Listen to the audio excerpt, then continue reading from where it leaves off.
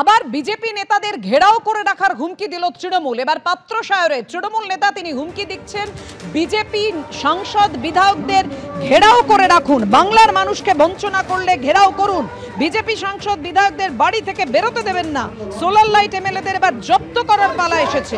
পাত্রসায়রে বিজেপিকে হুঁশিয়ারি তৃণমূল জেলা সভাপতি সুব্রত দত্ত। প্রচার পাওয়ার জন্য তৃণমূল এসব মন্তব্য করছেন। ঘেরাও তো 2026 সালে হবে, তৈরি থাকুন। তৃণমূলকে পাল্টা নিশানা করেছেন বিজেপি বিধায়ক দিবাকর ঘরামে।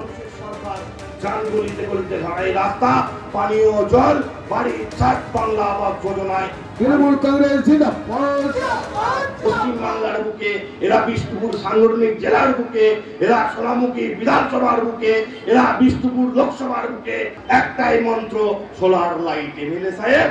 আর সোলার লাইট স্থাপন করাটাই মূল কাজ, এর বাইরে আর কিছু পাবেন না। এই সোলার লাইট এমএলএদেরকে জব্দ করার পালা এসেছে, এদেরকে ঘেরাও করতে হবে, নাহলে এরা জবাব দিবে না।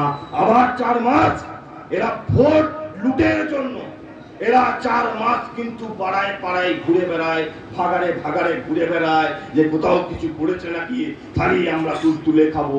আবার 4 মাস পরে নির্বাচন শেষ হয়ে গেলে 4 বছর 8 মাস এদেরকে আর এলাকায় দেখতে পাবেন না।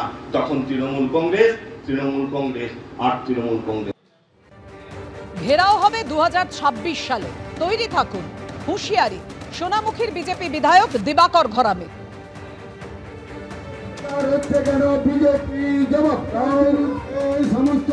একটি শিশুর প্রাণ চলে গেছে, আর সেই শিশুটিকে নিয়ে রাজনীতি শুরু করেছে তৃণমূল কংগ্রেস। আপনারা বললেন যে আমরা বাংলার আবাস যোজনা বাড়ি দিচ্ছি, আপনাদের মুখ্যমন্ত্রী থেকে নিচুতলা পর্যন্ত সবাই আপনারা বলেন যে বাংলার মানুষকে যদি কেন্দ্রীয় সরকার কিছু না দেয় আমরা দেব, আমরা আছি। তো আপনারা নাকি বাংলার বাড়ি দিয়েছেন আপনাদের টাকায়, তাহলে সেখান থেকে বাড়ি পাইনি কেন? যখন দিচ্ছেন তখন আপনারা দিচ্ছেন, যখন পাচ্ছে মানুষ, তাহলে ওই পরিবারটি বাদ গেল কেন?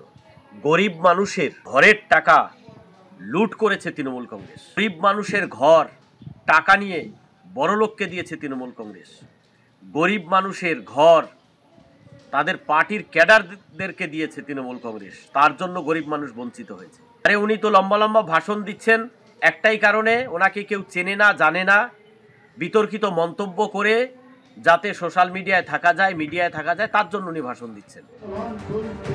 এদের জব্দ করতে হবে, ঘেরাও করে রাখুন, বাংলাকে বঞ্চনা করলে ঘেরাও করবেন বিজেপি সাংসদ বিধায়কদের। এভাবেই আজকে হুঁশিয়ারি দেন তৃণমূলের জেলা সভাপতি।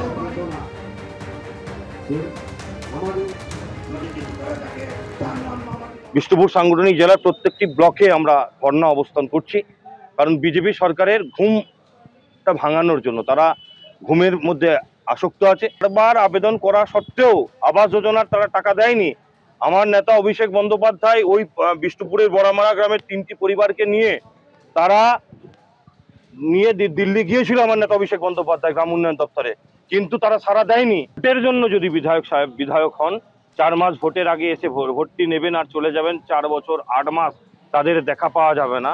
মানুষ মরলো না, মানুষ ভেসে গেল না, মানুষের বাড়ি পড়লো না, মানুষ পানীয় জল পেল না, এ খবর যদি তিনি না রাখেন, তার কাছে জবাব তো আমরা চাইবই, ঘেরাও তো হবে।